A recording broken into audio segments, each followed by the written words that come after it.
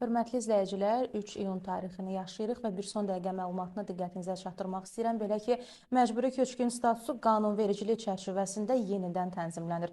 Məcburi köçkün statusunun qanunvericilik çərçivəsində yenidən tənzimlənməsinə dair daha bir hal müəyyənləşir. Bu, Milli Məclisin Əmək və Sosial Siyasət və İnsan Hüquqları Komitələrinin bugün keçirilən iclasında müzakirəyə çıxarılan qaçqınların və məcburi köçkünlərin statusu haqqında qanuna təklif edilən dəyişiklikdə öz əksini tapıb. Qüvvədə olan qanunvericiliyə görə məcburi köçkün əvvəl adətən yaşadığı yerə qayıtdıqda və ya əvvəlki yaşayış yerinin əvəzinə həmin regionda müəyyənləşdirilmiş ölçüdə başqa yaşayış yeri ilə əvəzsiz qaydada təmin edildikdə, eyni zamanda dövlətin xüsusi qərarı ilə müəyyənləşdirilmiş səviyyədə yaşayış yeri ilə təmin edildikdə statusunu itirir. Layihəyə əsasən vətəndaş yuxarıda qeyd edilən yaşayış yerlərindən imtina etdikdə də bu statusunu itirəcək. Keçid müddətinə əsasən bu qanun qüvvəyə mindiyi tarixədək əvvəlki yaşayış yerinin əvəzinə işğaldan azad edilmiş ərazilərdə başqa yaşayış yeri ilə əvəzsiz qaydada təmin edilmiş məcburi köçkünlərin məcburi köçkün statusu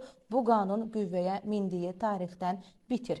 Yeni təklifə əsasən şəxs yaşadığı regionda müəyyənləşdirilmiş ölçüdə başqa yaşayış yeri ilə əvvəlki yaşayış yerinin əvəzinə təmin ediləcək. Bununla da dövlət tərəfindən yeni yaşayış sahəsinin verilməsi vətəndaşın mülkiyyət hüququnun tam bərpasına xidmət edəcək.